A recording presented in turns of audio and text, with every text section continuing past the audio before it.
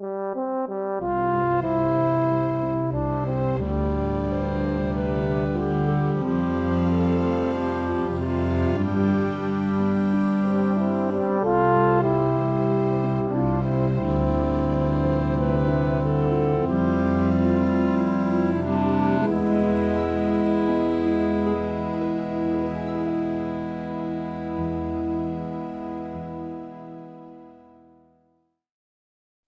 noite para aqueles que seguem em Portugal, boa tarde para quem nos segue terras irmãs brasileiras.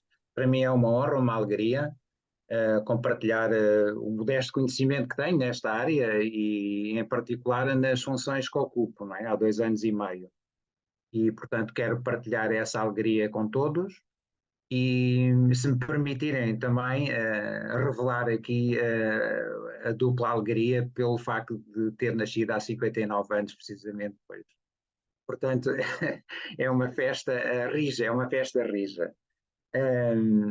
Eu quero agradecer a todos os que me deram esta possibilidade e permitam-me destacar o Sr. General Rui Moura, também o Comando do Exército, por me permitir falar no plural, uma vez que eu não vou falar exclusivamente do Museu Militar de Lisboa. O Exército Português tem outros museus militares e, portanto, estou confortável nessa autorização que me foi concedida e, portanto, será uma honra apresentar os outros museus militares de uma forma breve e daí o título, um panorama, não é? Breve. Claro que o foco, a incidência maior será precisamente no Museu Militar de Lisboa e eu assumi que iria caracterizar este mesmo museu apresentando com recurso a imagens, através da imagem animada, um vídeo, porque as imagens são mais fortes, mais poderosas, mais abrangentes do que a minha comunicação oral.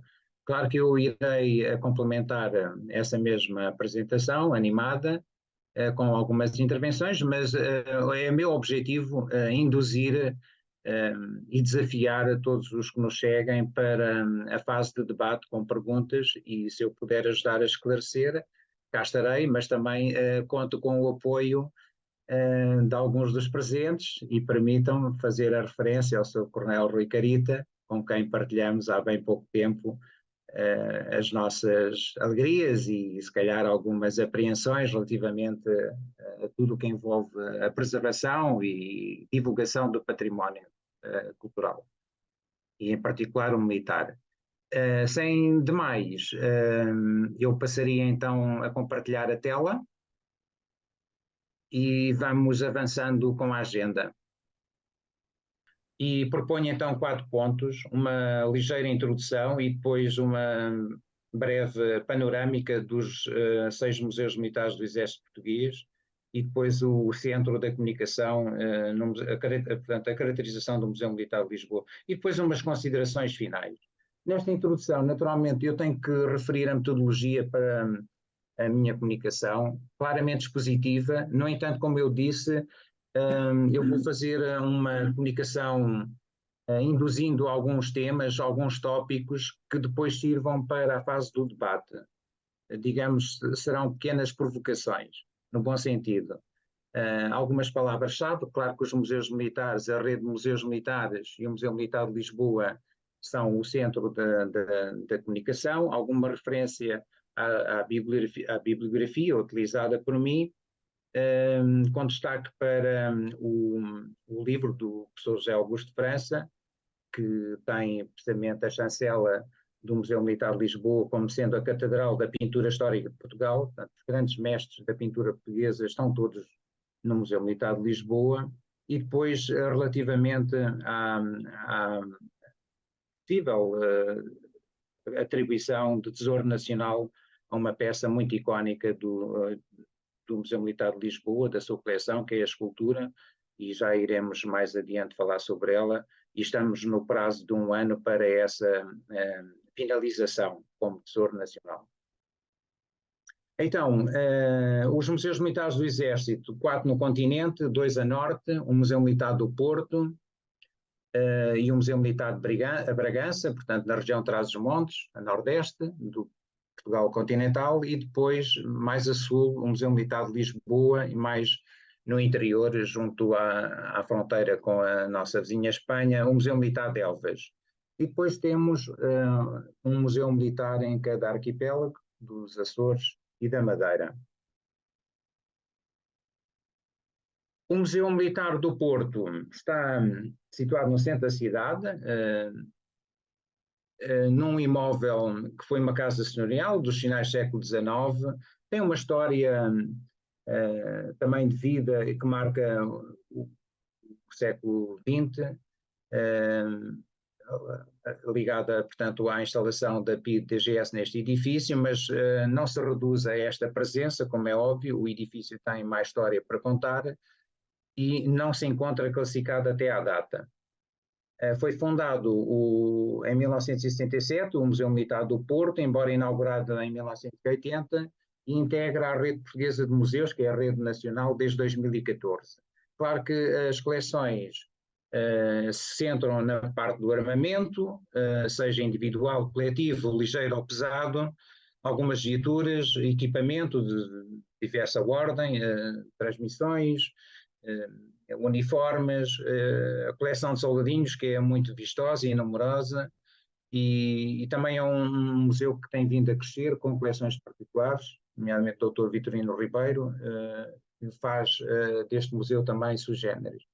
A mensagem do seu diretor é de tratar este museu conforme está na missão atual dos museus, a nível do ICOM, museu inclusivo, proativo, empenhado em preservar e divulgar o seu património de forma atrativa para o público jovem. O Museu Militar de Bragança, claramente num imóvel de natureza essencialmente militar, portanto um castelo medieval na torre de homenagem, é monumento nacional desde 1910. O museu em si foi fundado e inaugurado em 1983, embora tenha sido efetivado em 1987 por despacho do chefe de Estado-Maior do Exército. É o museu militar de Portugal mais visitado, na ordem de 50 mil visitantes. Eu, quando digo museu militar, é uma marca do Exército Português, porque a Marinha tem um museu de Marinha, não é exclusiva da Armada de Guerra, assim como o Museu do Ar, não é um museu do ramo Força Aérea, portanto, inclui a componente da aérea de guerra, digamos assim, militar, mas depois tem a parte civil, como é o caso da presença de algumas coleções da TAP ou até da própria ANA. As principais coleções do Museu Militar de Bragança, mais uma vez, situam-se em armamento ligeiro, pesado, individual, coletivo, equipamentos de várias ordem, uniformes, e a mensagem do seu diretor é um museu de aventura, e permitam-me explicar o porquê. Imaginem, por exemplo, as acessibilidades físicas nesta escadaria que nos faz levar até ao terraço na torre de homenagem, portanto, com bastante inclinação. Os degraus também são curtos, bastante íngremes, como calculam, portanto, torna-se uma visita radical e perigosa. No inverno há períodos onde, por causa do gelo, o museu tem que encerrar. Ou então imaginem o que é uma descida para a cripta deste mesmo museu, que é bastante desafiante. Daí a mensagem do seu diretor, portanto, uma aventura, uma descoberta e, claro, contributo para o conhecimento. O Museu Militar de Elvas é um museu fantástico, gigante, é o maior museu militar em área, portanto estamos a falar de cerca de 15 hectares. É o mais jovem museu, portanto foi fundado em 2006, por decreto, numa reforma organizacional deste período do Exército Português. Foi inaugurado em 2009 e integra a rede portuguesa de museus desde 2014. Está inserido, então, numa fortificação. Aliás, Elvas é uma cidade fortificada, baluartada, é monumento nacional nos seus vários conjuntos que compõem esta fortificação entre 38 e 48, do século passado, e agora, mais recentemente, em 2012, foi classificada no seu conjunto a cidade como Património da Humanidade. Portanto, Cidade de Elvas, uma referência. As principais coleções, também, mais uma vez, de armamento, equipamento, os arreios militares de diversa natureza, para transporte de cargas, material, quer de cavalaria, quer de artilharia, viaturas, que é uma coleção muito interessante, não exclusivamente viaturas blindadas, mas também. a saúde militar, também fazem parte da temática deste Museu Militar de Elvas. A mensagem do seu diretor é um museu militar com a maior área de património deste país, está muito bem e é desafiante a visita. O Museu Militar dos Açores está no Forte São Brás, é um imóvel de interesse público desde 1953. O museu em si foi fundado em 1993 e a abertura ao público ocorreu em 2006. Integra a rede de museus e coleções visitáveis dos Açores. Aqui deixo a ponte para uma possível abordagem à questão da rede de redes. Ou seja, nós temos a nossa rede de museus militares dentro do Exército, que estão para além dos museus militares.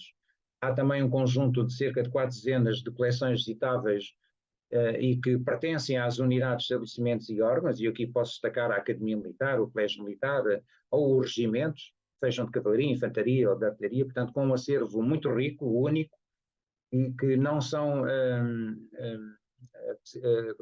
expostos, obviamente, nos museus militares, por encontrarem inseridos na sua identidade, né, por unidades, estabelecimentos e órgãos. O Museu Militar dos Açores também nas suas coleções, claro que figura o armamento, o equipamento, os uniformes, e a mensagem do seu diretor é um lugar de memória de cultura militar acessível e atrativo.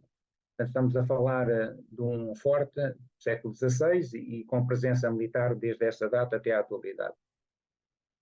Relativamente à Fortaleza de São Lourenço, é monumento nacional em 1943, onde está instalado o Museu Militar da Madeira, e aqui uma chamada para eventual colaboração do nosso coronel Rui Carita, portanto, fundado em 1993, como eu disse, abertura ao público em 2010, já com uma museografia moderna, atrativa, as principais coleções também em torno do armamento, equipamento, uniformes, mas este museu, de facto, é o mais tecnológico e estamos a falar de 5, 6 séculos de presença militar no arquipélago. Quanto ao ponto 3 da nossa agenda, vamos então apresentar e caracterizar o Museu Militar de Lisboa. Tem 2 imóveis com classificação diferente e monumentalidade diferentes. Este imóvel de interesse público, classificado assim em 1963, refere-se a este edifício ao pé de Santa Apolónia, portanto, na imagem, enquanto que o Monumento Nacional refere-se a um posto de comando do movimento das Forças Armadas quando da Operação Fim de Regime do 25 de abril de 1974, e é assim classificado desde 2015. Portanto, não tem monumentalidade, como é óbvio, do edifício, desta natureza, onde está a sede, digamos assim, do Museu Militar de Lisboa, e como ilustra a imagem, mas tem a monumentalidade do simbólico para a transição do antigo regime para a democracia. As principais coleções são o armamento, o equipamento, uniformes, e aqui aparecem então as artes plásticas, conforme o Sr. General Rui Moura apresentou no início desta sessão, a pintura, a escultura, a azulejaria e outras coleções. A mensagem, enquanto diretor, é de facto mais do que o Museu Militar mais antigo, isto vale o que vale, não é? Porque estamos a falar da sua criação em 1851, e a sua instalação no edifício nos finais do século XIX. E todo o programa de decoração de uma figura destacada foi o Sr. General Castelo Branco, precisamente também oriundo do Funchal, e é um dos mais antigos da Europa e do mundo. Queremos torná-lo acessível do ponto de vista das acessibilidades físicas, culturais, intelectuais e digitais, moderno, educativo e atrativo. Agora, vamos passar para as imagens e o vídeo falará muito mais e melhor do que eu, embora vá comentando aos poucos as várias salas e alguma peça ou outra de referência. Eu peço a vossa melhor atenção, se faz favor.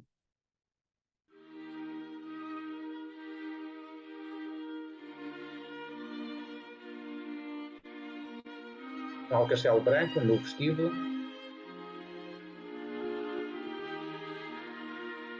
Sala Vasta Gama, com a peça mais icónica do museu, o Espelho-Fado Tigre, pinturas de Carlos Reis e no teto de Luigi Manini. Escadaria monumental com azulejos do século XVIII, com motivos de guerra, das várias guerras clássicas, o teto Pedro Alexandrino, Bruno de Val, e representa Portugal ao centro e em cada topo um continente, os 4 continentes. A sala da Guerra Peninsular, com um diorama das linhas torres, representando o terreno. A nossa biblioteca ao centro de documentação, que apoia os estudiosos, investigadores.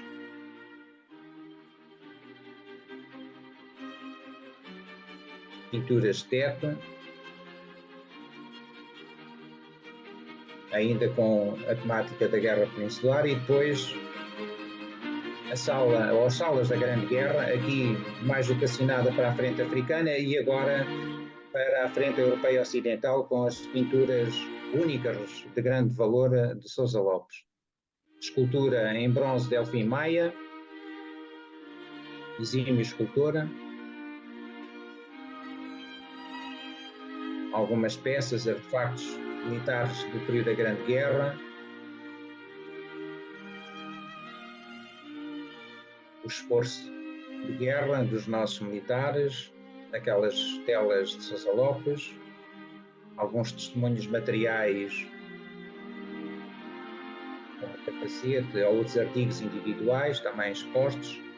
A sala da nossa Rainha Dona Maria II, fundadora do museu, Rainha de Portugal, Princesa do Brasil, pintura a óleo sobre tela de Joaquim Rafael, 1834, e mais uma vez a centralidade de Portugal, os valores cristãos, naquela alegoria no teto, também do século XVIII. Depois a sala de Dom José, com a talha dourada, o modelo em bronze deste período do século XVIII, portanto, fundido pelo Bartolomeu da Costa, o par custoso do reinado do rei Dom José. Depois, logo ao lado, a sala de Dom João V, a mesma linha, com esta talha dourada muito monumental, bonita.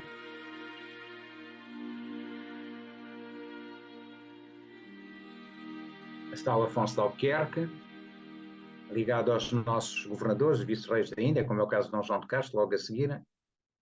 E depois, com o armamento também à época, uma maquete da Fortaleza de Dio, algumas figuras mitológicas da escultura, a Sala da República, onde temos algumas condecorações, ordens honoríficas, ordens militares e medalhas militares do Marechal Carmona, do General Sidónio Pais e do Marechal Imperador Lopes. Depois, já num acrescento do edifício nos princípios do século XX, temos os tetos de Columbano, ao longo de 4 salas. Esta é a Sala Europa, uma coleção de coberturas. Depois, a Sala África, uma coleção de escultura caricatural. A Sala Ásia, com armamento, armas de fogo, armas brancas daquelas regiões do continente, e depois a Sala América, onde temos uma referência à Batalha dos Guararapes, que é a batalha fundacional do Exército Brasileiro, no teto, uma pintura, aliás, todas elas são de Columbano, os tetos são todos de Columbano. E depois a Sala das Lutas Liberais, também as pinturas de teto de Columbano, com Pedro Farco, os marechais, Marquês da Bandeira, o Duque de Saldanha, Marshal Duque de Saldanha, o Duque da Terceira. A pintura, óleo sobre tela de Veloso Salgado, a Coração dos Heróis. E depois passamos para as salas também muito icónicas, Sala Camões, onde aparece Columbano a pintar, inspirado nos versos colombianos, e 2 obras de Ernesto Condeixa. Estas estão ao fundo agora a ver. Os tetos são de Domingos Costa, um brilhante escultor, onde se mistura a técnica do tridimensional escultura e do plano pintura. A Sala da Restauração, com peças e pinturas, também aparece aqui o General Matias Albuquerque, retratado, o nosso rei, Dom João IV, Dona Luísa de Guzmão. o período de 1640 a 1668. Dom João IV. E depois a Sala do Infante Henrique com obras de Malhoa, também com inspiração dos versos camonianos, nas várias estrofes, uma escultura de Francisco Franco, do nosso Infante Henrique.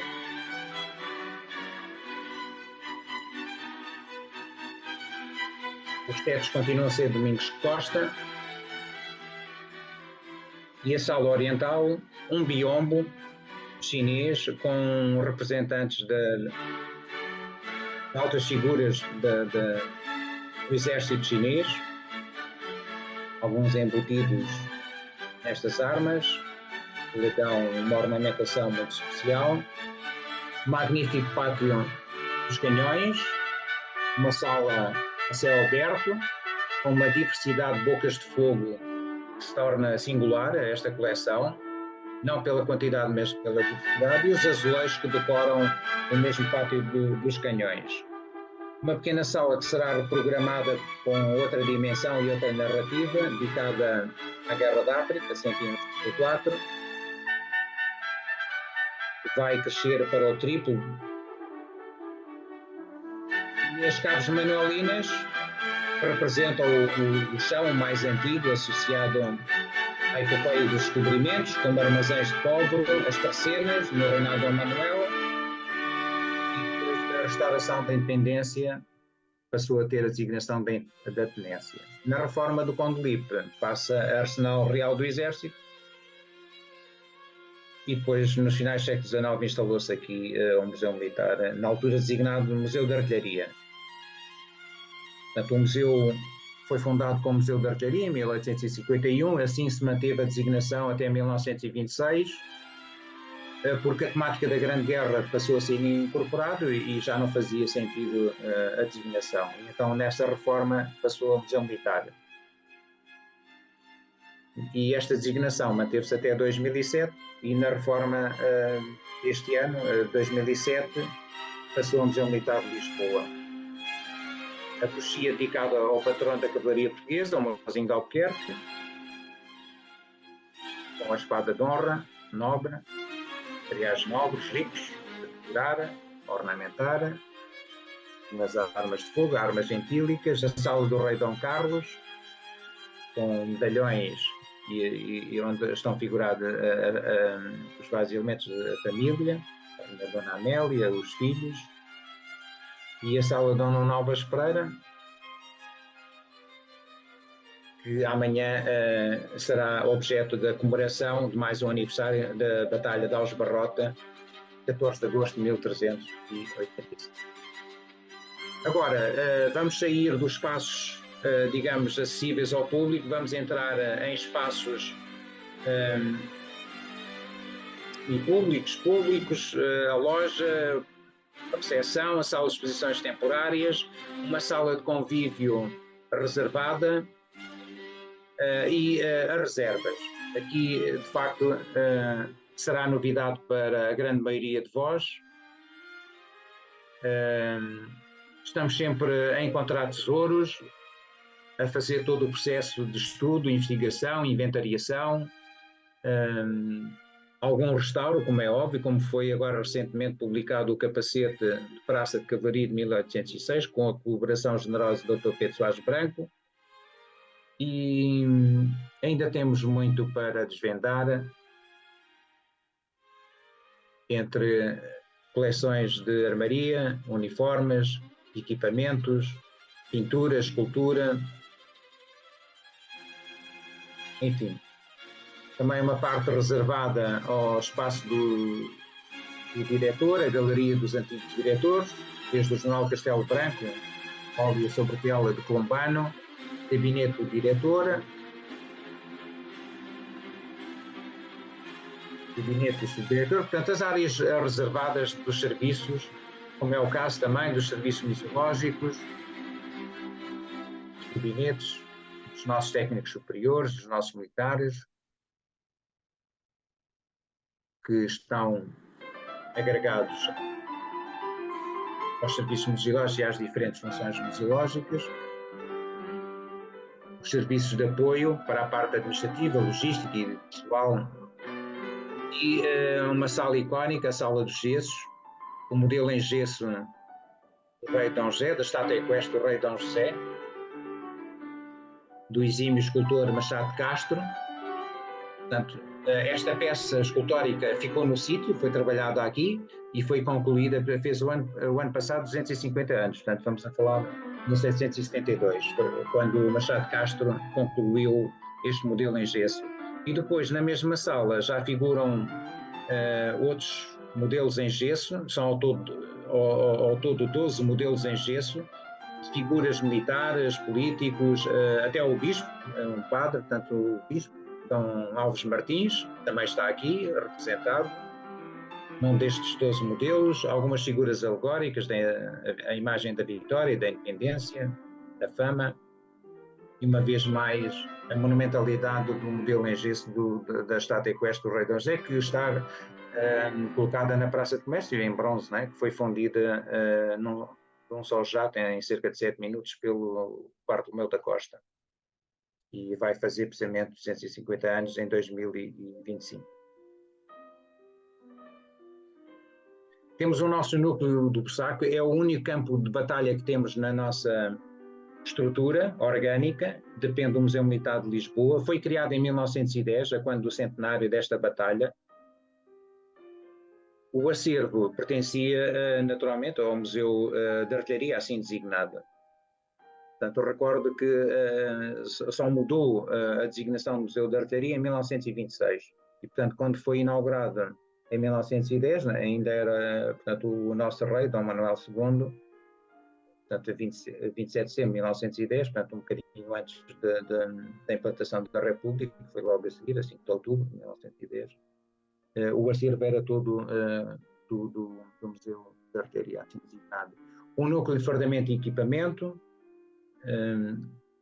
em Santa Clara, que é um património riquíssimo, singular, de todo o processo ligado à indústria, ao fabrico de equipamento, tendas, arreios, os uniformes, as coberturas, os distintivos, as insígnias, o calçado, é outro núcleo.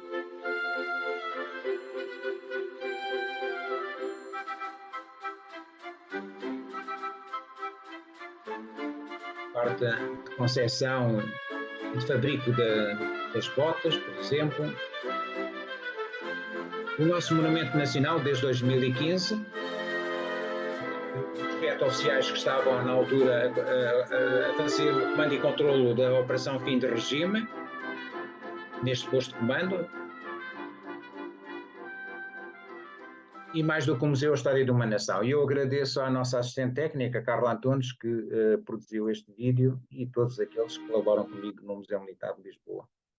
Bem, então, assim muito brevemente, o que é que nós temos como projetos em execução, e permitam-me aqui colocar a questão do curto, médio e longo prazo, seja o que isto for, mas felizmente estamos com financiamento aprovado para as acessibilidades físicas e digitais e será uma realidade próxima.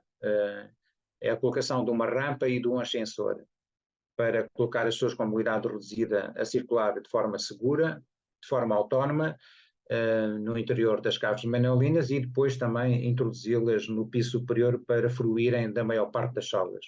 Haverá 3 salas que não poderão aceder por causa do declive das escadas que fazem a ligação entre a sala Camões e a sala Infante do Henrique, que é onde está a temática da restauração. E depois, a seguir à sala do Infante do Henrique, é a sala oriental. As acessibilidades intelectuais e culturais têm vindo a ser melhoradas com a introdução de pequenos textos e pelo menos em bilingue, em português e inglês. Projetamos uma nova recepção para colocar na fachada voltada ao rio, digamos a sul, ao Rio Tejo. Pretendemos afetar uma sala para fins educativos, pedagógicos, um laboratório de conservação e restauro, precisa-se, e isso já envolve aquilo que eles chamam a médio prazo. O processo de inventário e tudo o que é inventariação nunca está acabado, portanto, temos o inventário sumário em aceleração, digamos assim, mas depois o inventário desenvolvido já requer mais dedicação, mais estudo, mais investigação, e, portanto, é um processo sempre em aberto. Queremos editar um livro quando os 175 anos da sua criação, portanto, será em 2026, o catálogo, uma reserva única, porque eu tenho um espaço no entroncamento onde temos lá peças também, numa reserva que está ali localizada, e abraçar a internacionalização. E vamos começar já este ano, se tudo correr bem, com um projeto internacional que envolve muitas entidades nacionais e estrangeiras, principalmente ao nível da Europa, para o estudo de bocas de fogo em bronze dos séculos XVI a XIX. E quem lidera este projeto é o Dr. Carlos Alves Lopes. A classificação de património cultural material móvel em bens de interesse nacional, Tesouro Nacional, está a decorrer, precisamente com um modelo em gesso da estátua equestre do Rei Dom José.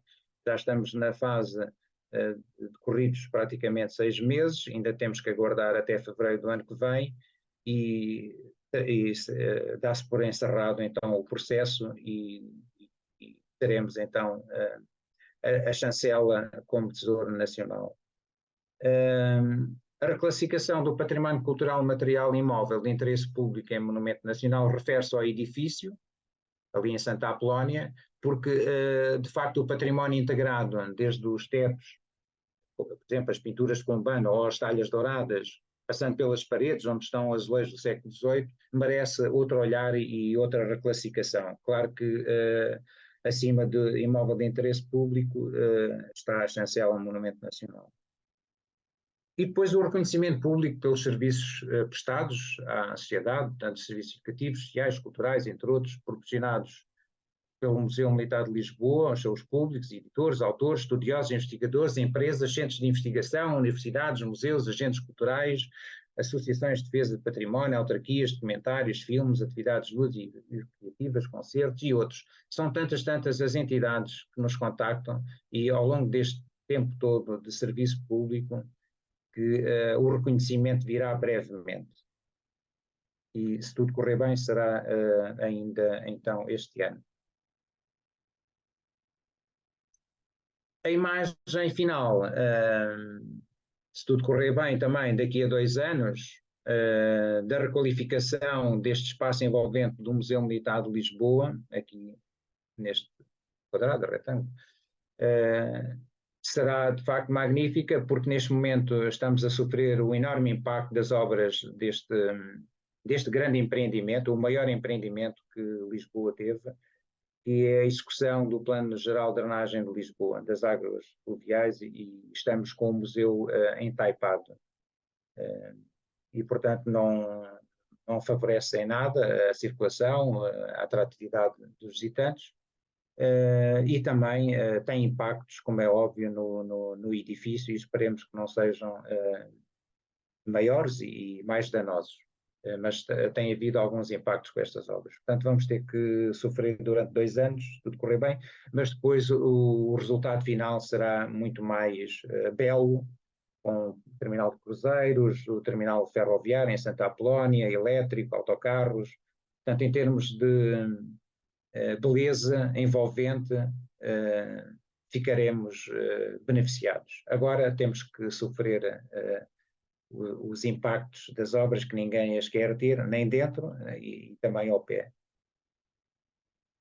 Algumas considerações finais.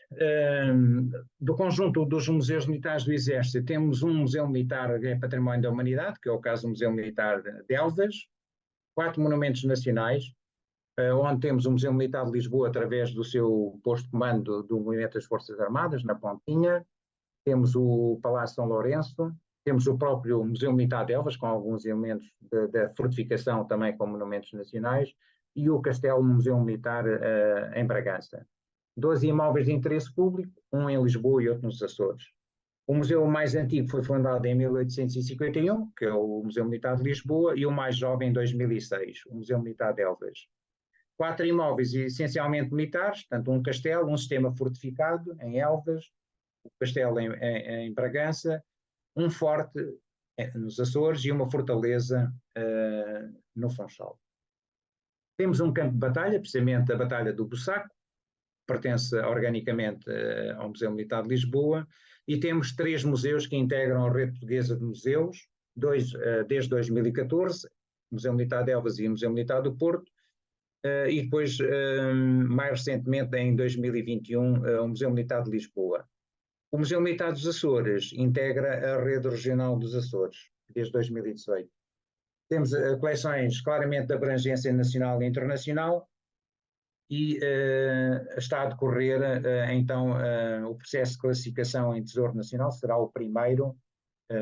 Claro que temos percepções nos nossos museus de vários tesouros, mas há um processo, há a parte legal e há essa chancela do ponto de vista da publicação em Diário da República como tal. Então aguardemos até fevereiro do ano que vem, e gostaria de terminar dizendo que só se valoriza e divulga o que se conhece e ama.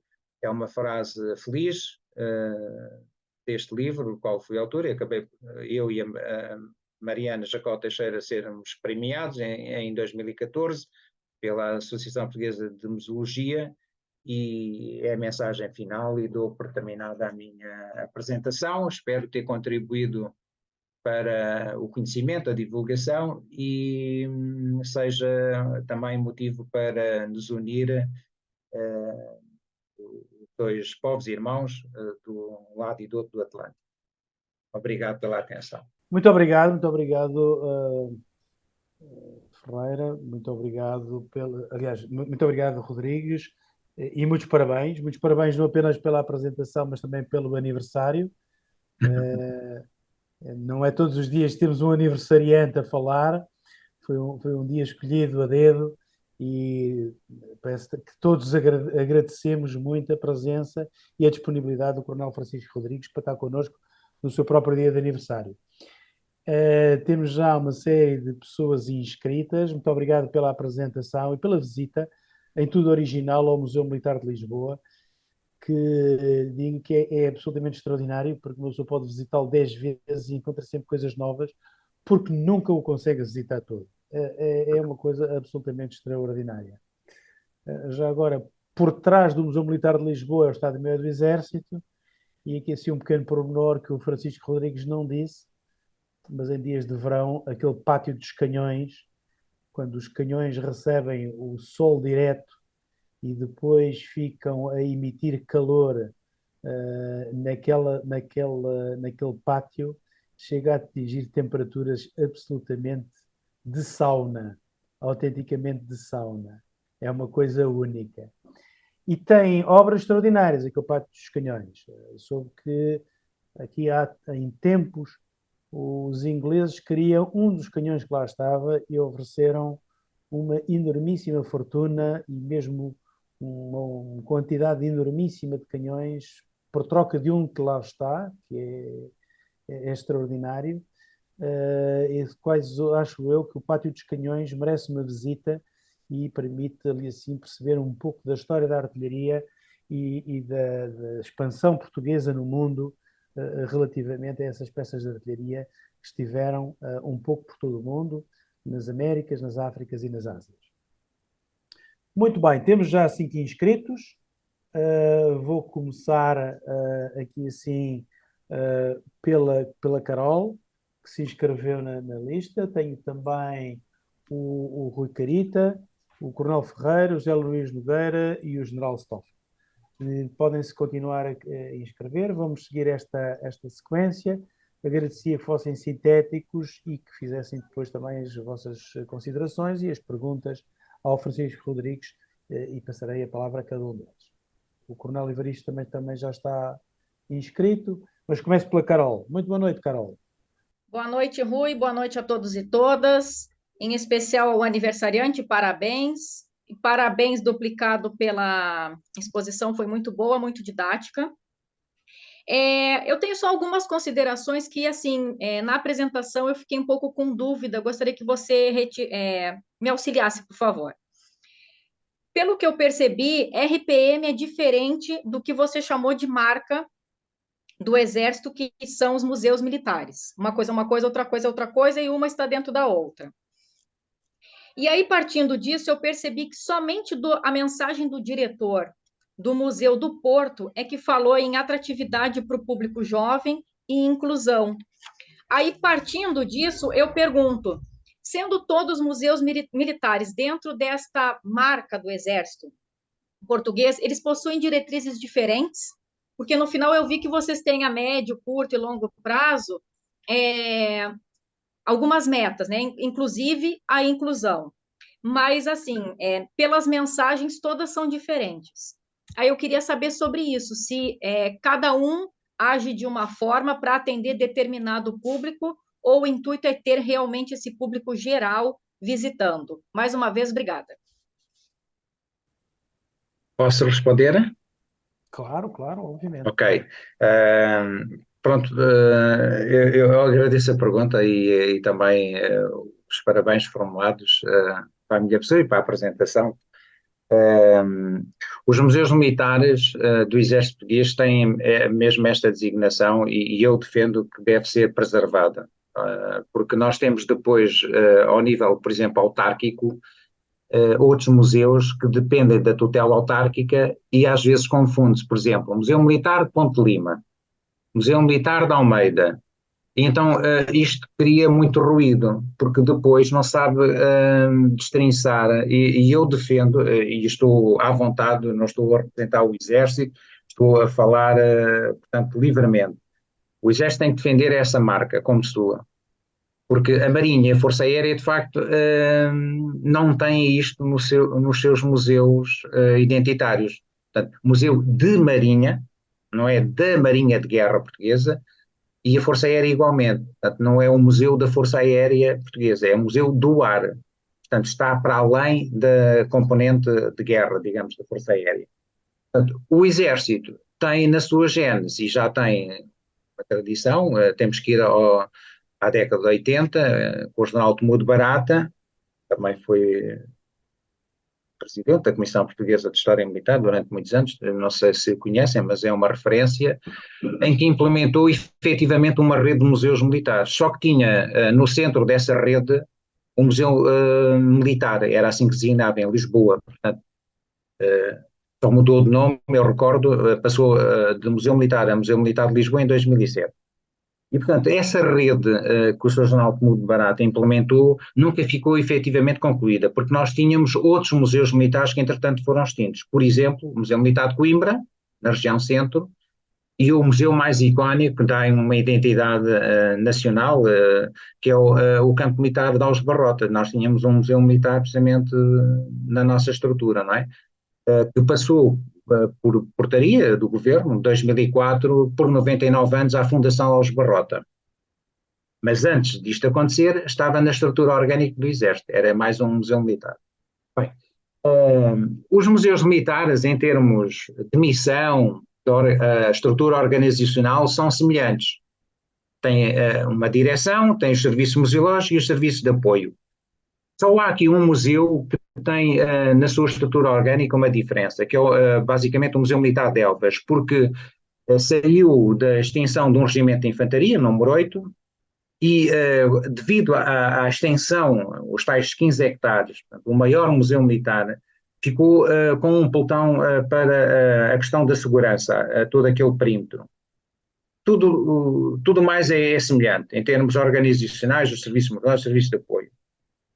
Ora, a intenção de um diretor é proporcionar um serviço público de qualidade. Passa pela interpretação das narrativas, que nem sempre conseguimos, porque ainda temos muitas peças expostas que não estão contextualizadas, falta cenários, falta tudo. Não quer dizer que não haja avanços, não haja progressos, mas ainda temos um caminho longo a percorrer para lhe dar uma interpretação, porque senão ficamos com as acessibilidades intelectuais só para alguns, nomeadamente os especialistas, os militares ou não, pronto.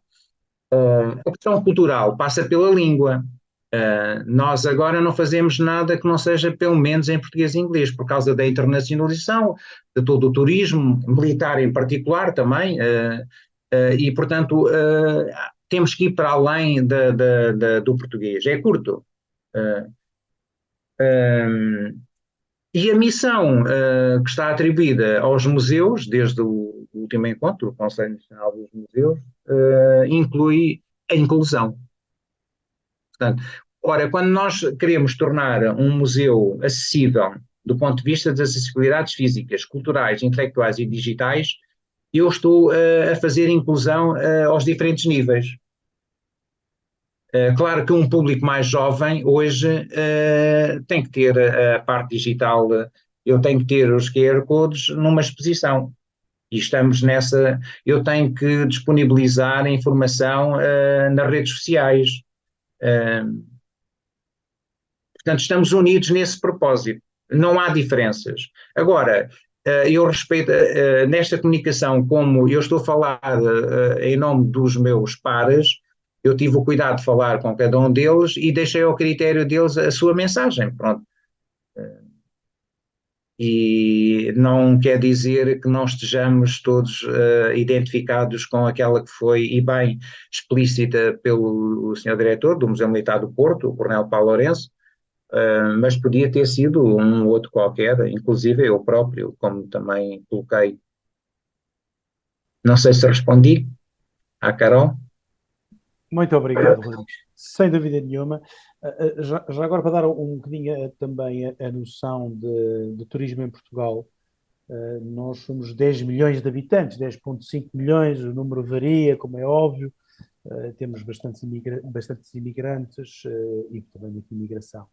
No ano passado, para estes 10 milhões de habitantes, no ano passado, 2022, estima-se que estiveram em Portugal 22,3 milhões de turistas, que fizeram mais de 70 milhões de dormidas. E há uma concentração muito grande destes turistas de visitas de curta duração a Lisboa. Portanto, Lisboa é um polo turístico, ganham muitos prémios das escapadinhas de fim de semana na Europa, das escapadinhas de fim de semana no mundo, tem muitas medalhas de ouro nos últimos 10, 15 anos, e Lisboa é uma cidade altamente turística praticamente durante todo o ano. Daí a grande necessidade de todos estes espaços museológicos estarem virados não apenas para o seu mercado interno, mas também para o mercado externo. Passo então a palavra agora ao Rui Carita. Ora, boa tarde, um abraço grande ao Francisco Amaro Rodrigues, desde há 15 dias nos Açores, com todos os problemas complicadíssimos que são os museus. Os museus são um mundo colossal, não é? Não só ideológico, como político, cultural, etc. E esta apresentação, para mim, é um bocado dramática, porque é uma história de vida, quer dizer, eu faço parte daquela história, porque é uma chatice, quer dizer, cá já é museu. Mas de vez em quando eu vou comprar livros e querem-me vender livros do Rui Carita, que é um historiador da Madeira já falecido e que vale muito dinheiro, uma pessoa fica aflito para dizer, mas atenção, sou eu, ainda não morri e tal, estou quase, mas ainda não... Mas enfim, logo nestes vídeos, ver-nos continuamente, de vez em quando, nas paredes, nas arrecadações, etc., aguarelas nossas, litografias e por aí fora, é um bocadinho dramático. Ora bem, depois começa com o trabalho do general Tomudo de Barata, que se seguiu ao general depois Matos Coelho, também recentemente falecido, que foi a tentativa de reorganização de uma rede de museus militares. Ficou a meio, como é lógico, porque ultrapassa o âmbito militar. Entra no âmbito político, no âmbito económico, na gestão depois dos museus com as autarquias e o local onde eles estão implementados, e é muito mais complicado do que se possa pensar. A ideia foi criar o Museu Militar de Lisboa como o centro de materiais, principalmente com as arrecadações do entroncamento, que são coisas monstruosas de baterias inteiras que estão lá metidas que eu pergunto o que é que se vai fazer de futuro com aquilo, que é uma coisa que se eu fosse diretor do museu caía-me o resto dos cabelos que já não tenho, mas tudo bem, como é que se conservava aquilo tudo? E o mesmo se passou agora em relação aos Açores, que se dão ao luxo de ter no Museu Civil baterias inteiras militares de 1914, e eu pergunto como é que se conserva e qual a função, enfim, tudo é muito complicado. Mas depois criar em cada museu uma diretiva, digamos, específica, como seja, por exemplo, o Porto ficar com a área das miniaturas, do colecionismo, os Açores ficarem com a área da União Ibérica, da fortificação moderna por aí fora, a Madeira ficar com os descobrimentos como o primeiro passo para os descobrimentos, mas depois isto é tudo muito difícil porque somos ultrapassados pelas próprias coisas. Por exemplo, a Madeira agora recebeu uma doação, por exemplo, de armamento colonial do general Tenco Rodrigues, que não era provavelmente a função dele, mas quer dizer, não se pode dizer que não. Agora também apareceu com uniformes, também não é a função do museu, mas também se não pode dizer que não. Logo, vamos tentando entrar. Gostava de dar os parabéns pela tentativa de colocação, e que penso que vai ser direta, da escultura de Dom José em gesso como tesouro nacional, com o mal-estar que me causa interiormente. Se eu conhecesse hoje o Bartolomeu da Costa, era um par de estalos. O sacana, peço desculpa, mandou fundir 1000 canhões históricos portugueses para fundir uma estátua de um só jacto. Em 7 minutos, o que é que foi? Foi fundida a estátua de Dom José maciça. 1000 canhões. Obviamente o tiro de Dio teve para ser derretido para a estátua de Dom José. Ora bem, as estátuas são feitas aos bocadinhos e depois colam-se, gaita. Quer dizer, escusado de estar a fazer... Demorou 3 semanas a ir desde Santa Apolónia até ao Terreiro do Paço. Ainda por cima porque o rei não podia ser puxado por animais. Era puxado por gajos a fugir de animais, não é? Eram as várias classes sociais que andaram a puxar o rei para aí fora. E são não sei quantos 1000 quilos, é uma brutalidade daquilo tudo. Agora, é de facto uma obra de arte barroca, no seu verdadeiro sentido da palavra, uma arte global, e é de uma monumentalidade, passa-se praticamente de pé por baixo do cavalo, o que é uma coisa espantosa.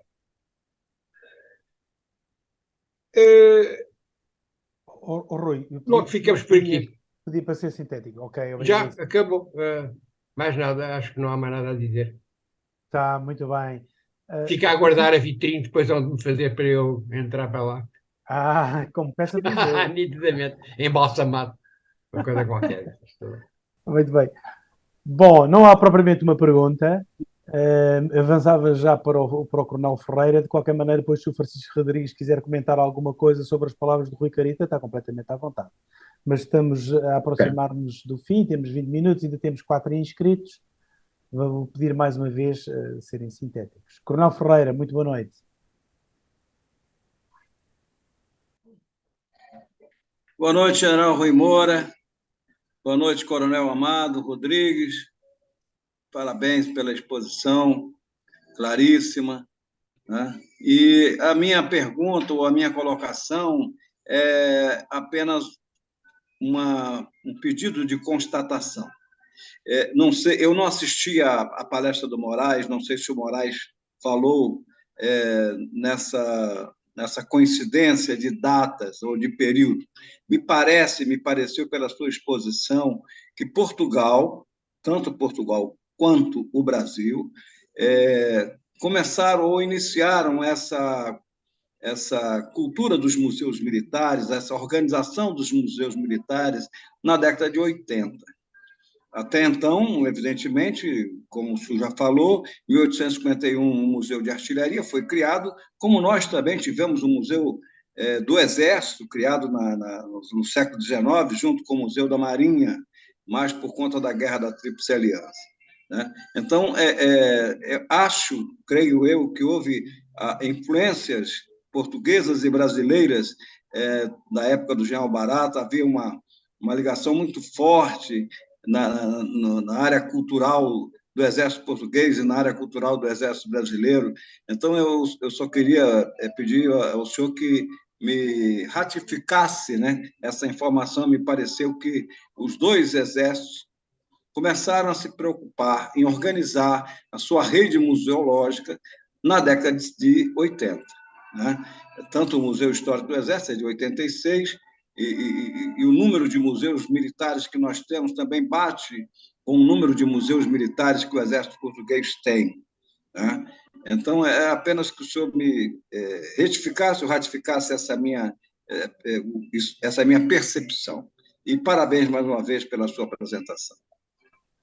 Olá, boa noite mais uma vez, meu caro. Obrigado também pela questão, pela abordagem e também pela oportunidade que me dá para recordar uma vez mais o General Comuro de Barata, que é uma figura incontornável na valorização do património e da museologia militar em particular. O conceito de rede do General Comuro de Barata não foi só no plano teórico, foi também prático e efetivo.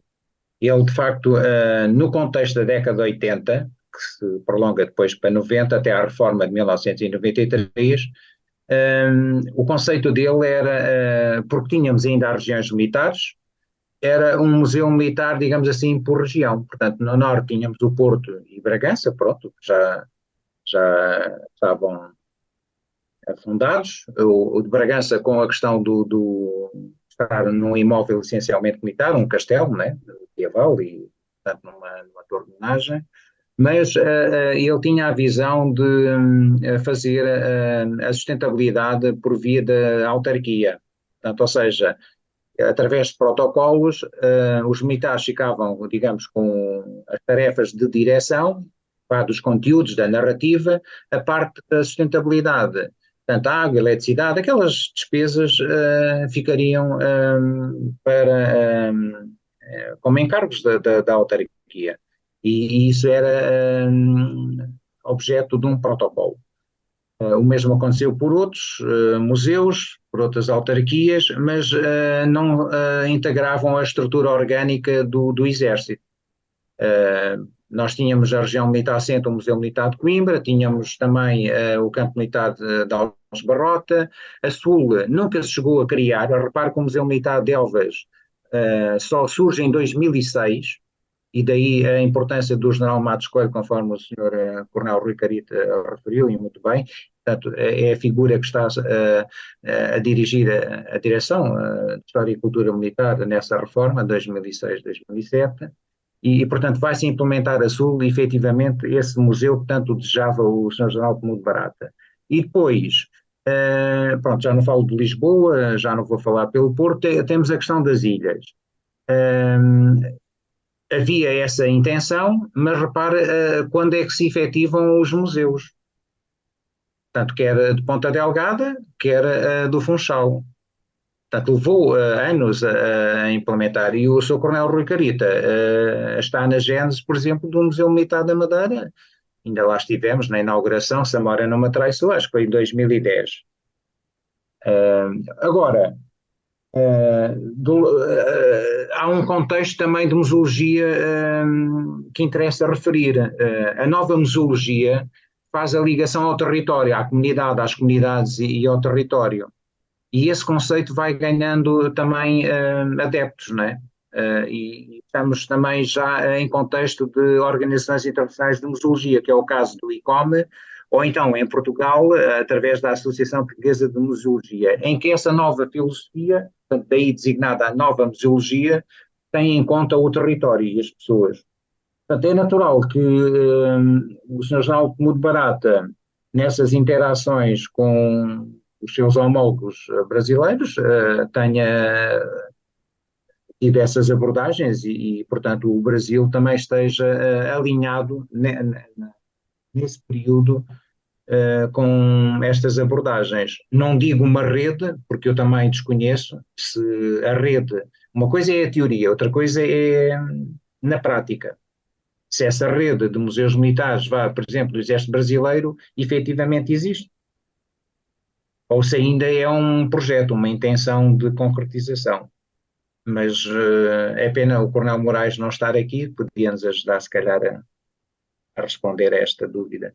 Eu não sei se respondi, meu estimado Coronel Ferreira. Muito obrigado, obrigadíssimo. Passava então agora a palavra ao José Luís Nogueira. Muito boa noite, José Luís. Boa noite. Muitos parabéns por esta excelente visita guiada que nos foi privilegiadamente feita, e os parabéns também pelo dia de hoje. Eu estranhei quando referi os diferentes museus que estavam implícitos na cadeia, não se ter falado no do Bussaco e no da Almeida. O Bussaco depois percebi que é um núcleo, o da Almeida percebi já numa resposta posterior que não faz parte mesmo da rede. O que eu acho que é muita pena, fica aqui a minha posição pessoal, o local é magnífico, a história que lhe está associada é magnífica, e é pena não ter a chancela do Exército.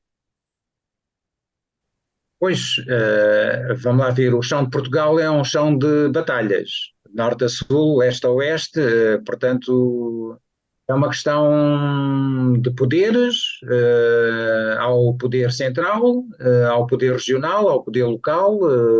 Nas regiões temos a questão dos Açores e da Madeira, as autarquias como poder local.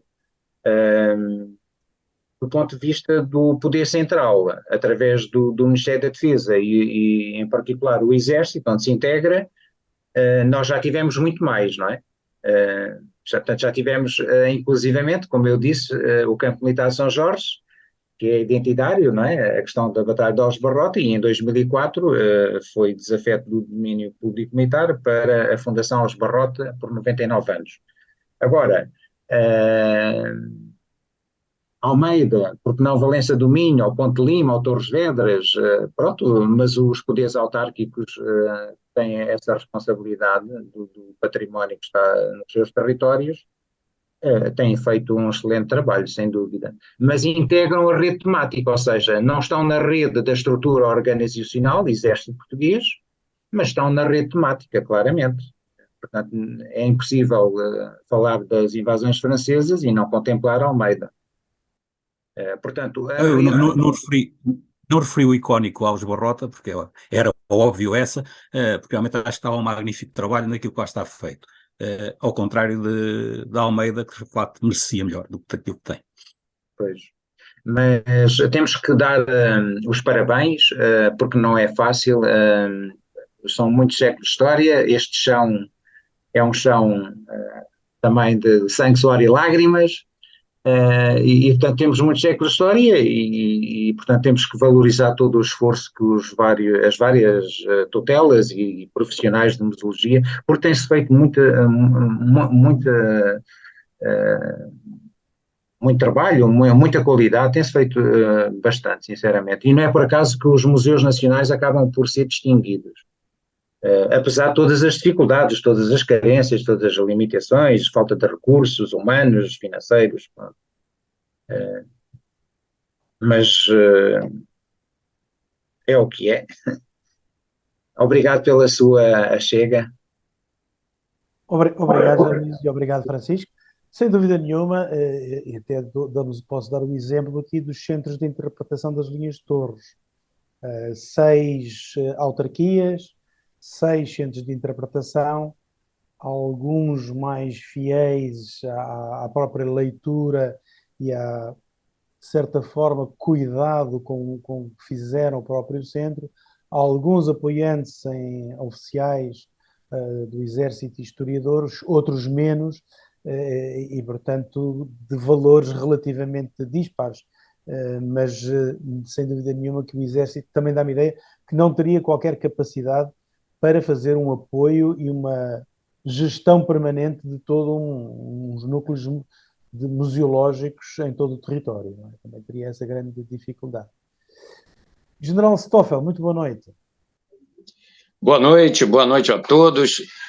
Muito breve, inicialmente, cumprimentar o palestrante pela apresentação objetiva, belas imagens, meus cumprimentos.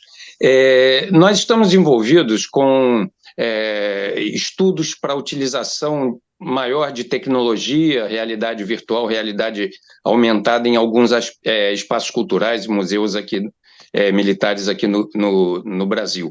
E na sua apresentação foi dito da utilização de tecnologia, inclusive o Museu da Madeira como sendo o mais tecnológico de todos, etc. Se o senhor pudesse falar um pouco mais de como é feita essa utilização da tecnologia, se é por esse caminho da realidade virtual e aumentada, enfim, falar um pouco mais sobre essa apresentação, essa utilização de tecnologia. Muito obrigado. Obrigado. Eu também peço um pedido de apoio de fogos ao Sr. Coronel Rui Carita. O Museu Militar da Madeira, além de ter alguns equipamentos que permitem essa tecnologia presente, tem também a questão da parte sensorial. Ou seja, nós estamos num contexto, numa sala onde somos desafiados a ter percepções sobre simulação, não é? Por via da tecnologia. Não sei se o meu Coronel Rui Carita pode ajudar nesse projeto. Curiosamente, não, porque nós iniciámos, de facto, o museu com já sistemas de realidade virtual. Por exemplo, a história da Fortaleza já é feita por realidade virtual. Os descobrimentos, a chegada à Madeira, as grandes rotas dos descobrimentos também entram nessa área, mas depois vão ser alunos da Universidade da Madeira com técnicos militares que desenvolveram, pois, toda essa tecnologia hoje no Museu Militar da Madeira, onde eu já não participei, porque tanto participei noutras, não é? É o caso da questão do... Fizemos uma grande exposição no Museu Nacional de Arqueologia, fomos salvos à última da hora, aliás, pela biblioteca da Academia Militar, porque devem calcular que os museus, as apresentações, as grandes exposições são atitudes políticas, não é? Que envolvem, enfim, coisas muito para além da tecnologia, da museologia, da museografia, da cultura e disso tudo. E ficámos sem os globos da entrada, que eram do Palácio Real do Museu Militar, tivemos que recorrer aos da Academia. A meio da exposição entra a pandemia e tudo aquilo fecha. E nós criámos, por exemplo, em relação à exposição dos Emirados Árabes no Museu Nacional de Arqueologia, toda uma visita guiada virtual com os processos hoje internacionais da área para a exposição manter-se ao público em virtual. Hoje, todas as exposições, já através dos códigos, etc., já estão nisso. Ou seja, é a realidade aumentada, é a realidade virtual, é a possibilidade que nós temos depois de andar de peça em peça e de recolher a própria peça no telemóvel e por aí fora, com o que se está a fazer na Madeira e que se vai ter que fazer em todos os museus. Aliás, basta olhar para o ecrã à nossa frente e ver, por exemplo, o trabalho que está a ser desenvolvido entre Portugal e o Brasil, excepcional. Estamos aqui 50 pessoas a falar todas ao mesmo tempo. Quer dizer, isto é uma novidade. Atenção, há 5 anos, se nos dissessem que íamos fazer uma coisa dessas, ninguém acreditava. Nem o Secomandi, que anda sempre a inventar coisas, nem o Bargo, quer dizer, não é. E funciona, repara, estamos há 6 anos nisto. Ora, hoje há capacidades de aumentar todo este nosso esquema através de Zoom, de reunião, de colaboração, etc., etc., muito para além disso, não é? Juntar Brasil, juntar Portugal, futuramente, provavelmente, juntar também a Índia, depois do trabalho que fizemos em fevereiro sobre as casas senhoriais, etc., etc., começar a ampliar todo este mundo, não é? Resta saber agora a função, ou seja, para que é que nós estamos a preservar e a gastar determinados recursos em preservar determinadas coisas que estão mortas. Logo, estamos a desviar recursos de um sítio para o outro. Tudo isto depois é uma questão política, não é?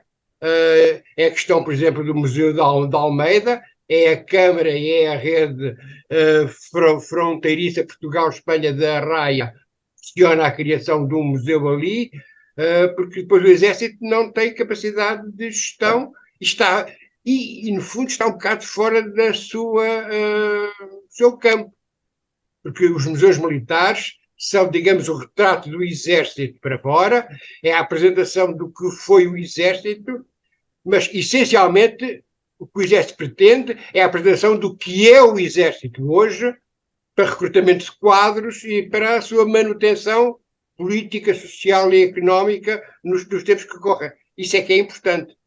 Não é propriamente a questão da história, do pormenor da história, essas coisas todas. É muito mais do que isso. Agora, tudo isto é um equilíbrio instável. E de momento é muito para um lado, outra vez é muito para o outro. Enfim, cada um faz o que pode, e Deus Nosso Senhor e o Papa Francisco mandam e nomeiam. Portugal hoje dá-se ao luxo de estar com 5 cardeais, o que para 10 milhões de habitantes não estou a perceber o que é que o Papa Francisco está a querer de nós. Mas pronto, quer dizer, deve ser uma parte do segredo de Fátima ainda não revelada, mas não, começa a ser cardeais a mais num espaço tão pequeno, mas tudo bem. A gente empresta alguns a Roma. Muito obrigado, meu coronel. Bom, estamos a chegar ao fim do nosso tempo. Temos só mais um inscrito, que é o Coronel José Evaristo. Dou por fechada também as inscrições. Peço para ser também sintético. Muito obrigado, meu Coronel. Muito boa noite. Boa noite. Parabéns ao Coronel Amado Rodrigues. A minha pergunta é mais do ponto de vista do utente. Eu vou frequentemente ao Museu Militar porque sou presidente de uma organização que tem à volta de 1000 elementos. Portanto, vamos lá com vários grupos. E a minha dúvida agora aqui é só esta. É perguntar se eu percebi bem, o Museu Militar tem também um núcleo na Pontinha, o posto de comando, e terá também, essa eu não conhecia, outro núcleo ali nas antigas oficinas gerais de fardamento do Estado, ou do Estado. Pergunto se estou a entender bem e, em caso afirmativo, se são visitáveis para grupos. Muito obrigado. E mais também a estátua, as fundições de cima. Sim. Sim. Claro que nós não temos recursos humanos para garantir a abertura diária e permanente desses espaços, seria o ideal, mas disponibilizamos os contactos para uma marcação prévia e então, através de coordenações, nós abrimos os espaços tanto em Santa Clara, onde está o núcleo de fardamento e equipamento, como na Sala de Gessos, como o Sr. Coronel Rui Carita estava a referir, ou mesmo no posto de comando do Movimento das Forças Armadas, como o Coronel sabe, temos lá a unidade de intervenção da Guarda Nacional Republicana e, portanto, é uma questão de coordenação. Tudo é execuível. Através de um e-mail, de um telefonema, marca-se, organizamos e a visita acontece. Agora, o vai ganhar muita visibilidade por causa dos 50 anos. Claro. Muito obrigado. Disponha. Muito obrigado à presença de todos, para já. Muito obrigado também a quem fez aqui intervenções e colocou questões ao Coronel Francisco Rodrigues. E o meu muito grande agradecimento ao Coronel Francisco Rodrigues relativamente à sua brilhante exposição. Antes de informar qual será a próxima palestra, passava a palavra ao César para dar as suas palavras. César. Bom, eu vou ser breve, até para que sobre tempo ainda no dia de hoje para o Francisco comemorar o aniversário dele, né? Sei que deve estar todo mundo na sala do lado, lá com o bolo e tudo mais, então te agradeço muito. Eu digo a todos também que já tratei com o Francisco para que ele nos passe esse vídeo que foi mostrado aqui, de tal sorte que o vídeo que vá para o canal tenha em tela plena essa visita tão agradável e também convidativa que ele fez aos espaços de museus. Tá? Para quem é daqui do Brasil, que um ou outro aqui que está nessa sala teve a oportunidade de ver, passa a ser mais uma razão para visitar Portugal, não é? Não só para ver os amigos que estamos fazendo, como também para conhecer toda essa história que está tão bem dividida aí, né? E ainda com uma bênção papal em função dos cardeais, não é, Rui? Bom, eu devolvo a palavra ao Rui já, dando boa noite a todos. Para os brasileiros, amanhã é Dia dos Pais aqui também, estendo a quem é pai aqui uma saudação. Muito obrigado.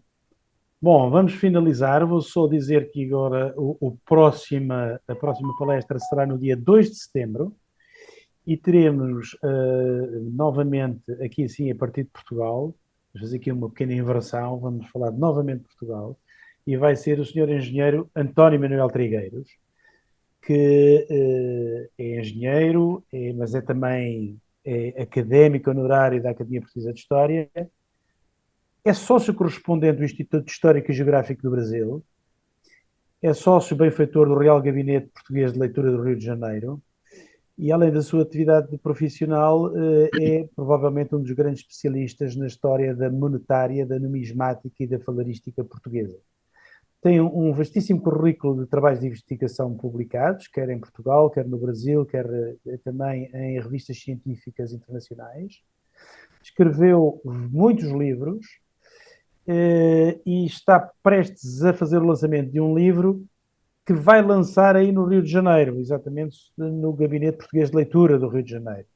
E antes de ser feito o lançamento no Rio de Janeiro, ele vem fazer-nos o gosto de fazer uma tertúlia connosco e apresentar a Conceição de Portugal e do Brasil.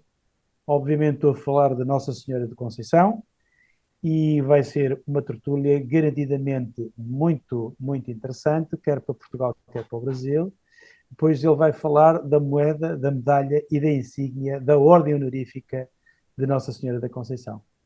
Estejam connosco no dia 2 de setembro. Muito obrigado pela vossa presença hoje. Boa noite a todos. Parabéns, Francisco, mais uma vez. Obrigado. Boa noite. Agora,